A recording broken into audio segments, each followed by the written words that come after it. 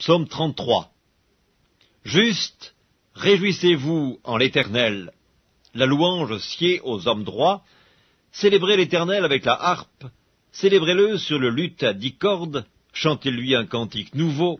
Faites retentir vos instruments et vos voix, car la parole de l'Éternel est droite, et toutes ses œuvres s'accomplissent avec fidélité. Il aime la justice et la droiture. La bonté de l'Éternel remplit la terre. Les cieux ont été faits par la parole de l'Éternel, et toute leur armée par le souffle de sa bouche. Il amoncelle en un tas les eaux de la mer, il met dans des réservoirs les abîmes. Que toute la terre craigne l'Éternel, que tous les habitants du monde tremblent devant lui. Car il dit, et la chose arrive, il ordonne, et elle existe. L'Éternel renverse les desseins des nations, il anéantit les projets des peuples. Les desseins de l'Éternel subsistent à toujours, et les projets de son cœur de génération en génération. Heureuse la nation dont l'Éternel est le Dieu, heureux le peuple qu'il choisit pour son héritage.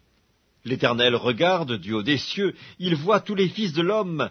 Du lieu de sa demeure, il observe tous les habitants de la terre, lui qui forme leur cœur à tous, qui est attentif à toutes leurs actions. Ce n'est pas une grande armée qui sauve le roi, ce n'est pas une grande force qui délivre le héros. Le cheval est impuissant pour assurer le salut, et toute sa vigueur ne donne pas la délivrance. Voici l'œil de l'Éternel est sur ceux qui le craignent, sur ceux qui espèrent en sa bonté, afin d'arracher leur âme à la mort et de les faire vivre au milieu de la famine.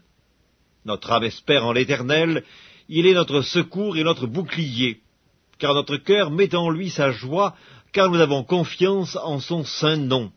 Éternel, que ta grâce soit sur nous, comme nous espérons en toi.